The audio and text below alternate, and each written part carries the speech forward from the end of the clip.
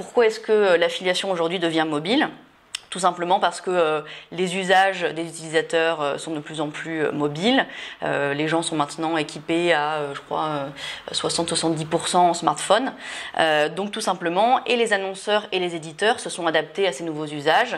Les annonceurs en sortant une application ou un site mobile, et les éditeurs de la même façon en développant leur site web sur le canal mobile. Pour TradeDoubleur, entre 2012 et 2013, l'affiliation mobile a été multipliée par 4, donc on voit vraiment une énorme croissance de ce côté-là. Et les chiffres du m-commerce en général annoncent une croissance annuelle de 40% sur les 5 prochaines années. Il faut aussi, je pense, parler des secteurs, puisqu'il y a des secteurs pour lesquels le mobile est maintenant incontournable. Le premier secteur étant le contenu. Donc par exemple, nous avons iTunes comme client, donc forcément iTunes c'est l'achat de musique, l'achat de livres, d'applications sur mobile. Donc c'est le premier usage, on va dire, pour les mobinautes. Les deuxièmes secteurs, ça va être la mode.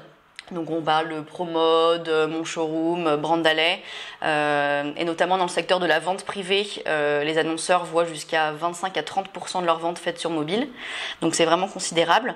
Et enfin dans le voyage, le côté voyage, c'est le côté last minute lié à l'usage du mobile, où je vais chercher au dernier moment une chambre d'hôtel ou une semaine de vacances depuis mon appareil mobile.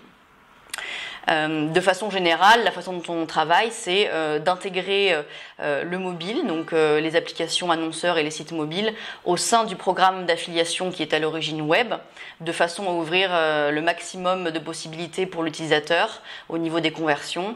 Et s'il y a un grand choix de conversion, forcément, les taux de conversion seront améliorés. Côté éditeur, on voit en France 10% de notre trafic fait depuis des sites mobiles ou des applications.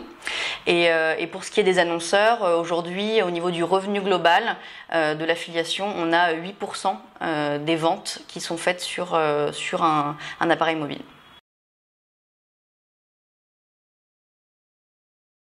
Au niveau des tendances, pour commencer pour les e-commerçants, tous se posent la question forcément, est-ce que je dois avoir une application ou un site mobile? On va dire qu'ils ont tous d'abord sorti une application et maintenant se tournent vers le site mobile, puisque la taille des écrans se multiplie, et donc forcément il faut s'adapter au plus grand nombre. Je dirais que la best practice, ce serait d'avoir un site responsive qui s'adapte à tous les écrans et une application iOS et Android de façon à ouvrir le plus grand choix possible pour l'utilisateur. Il faut aussi penser, tout en parlant de choix, au côté usage du mobile. Le mobile est souvent utilisé en termes de recherche produit. Donc je vais utiliser mon mobile pour regarder est-ce qu'il n'y a pas un meilleur prix dans un autre magasin, quels sont les avis consommateurs. Et à ce moment-là, c'est aussi important d'offrir le maximum de choix à l'utilisateur en lui permettant aussi de pouvoir aller ramener son coupon par exemple en magasin. En termes d'affiliation et de promotion en tant que telle, les best practices, ça va être d'utiliser le maximum de leviers. Donc quand je parle de levier, ça va être de l'emailing mobile, du display à la performance, des sites bons plans et coupons, et puis aussi des sites qu'on appelle les monnaies virtuelles qui offrent un petit cadeau en échange d'un achat ou d'une action.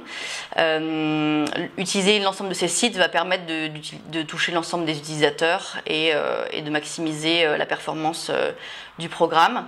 Enfin, toujours dans ces problématiques web to shop, la grande tendance, ça va être le coupon.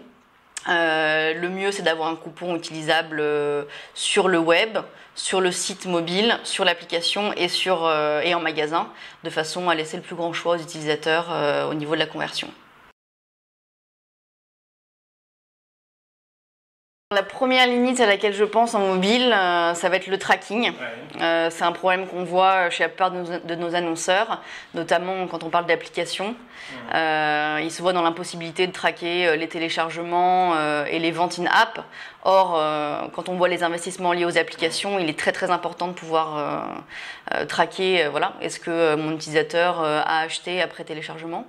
Donc dans ce cadre-là, d'ailleurs, nous on permet à nos clients de mettre un petit outil dans leur application qui va leur permettre de savoir si des téléchargements ont été faits, si derrière l'utilisateur a acheté, et puis de relier ça à la source, ce qui nous permet de savoir si tel ou tel éditeur a généré des téléchargements de qualité ou non. Par le tracking, la deuxième limite, je dirais que c'est le côté test, que ce soit les éditeurs ou les e-commerçants, tout le monde est en phase de test. Test, ça veut dire pas forcément travailler à la perf 100% dès le départ. Peut-être avoir des petits budgets CPC pour tester la performance de façon à rassurer l'éditeur, pour ensuite passer sur des modèles purs à la performance. Mais voilà, ne pas hésiter à tester des éditeurs qui parfois ne fonctionnent pas sur le web mais vont fonctionner sur le mobile, et vice versa. Il faut aussi que les éditeurs n'aient pas peur d'utiliser tel ou tel annonceur, voilà, pour voir comment ça convertit.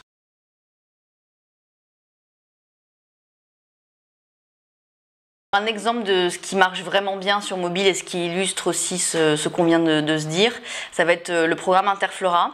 Donc nous on gère la promotion d'Interflora à la performance sur mobile uniquement. Interflora ont un site mobile, une application Android et une application iOS. Donc vraiment ils offrent l'étendue des possibilités pour ce qui est de la conversion. Donc nous on va faire la promotion d'Interflora notamment les jours qui précèdent les grands événements comme la Saint-Valentin, la fête des mères.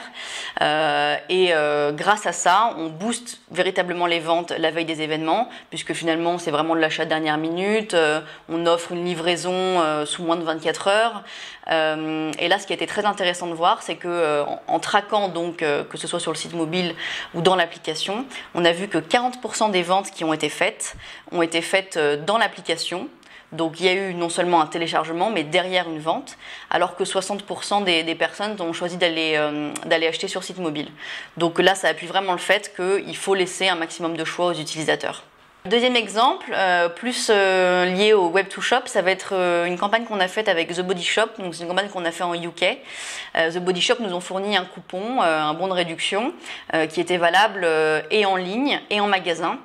On l'a diffusé via des applications mobiles spécialisées dans les codes promo et les bons plans.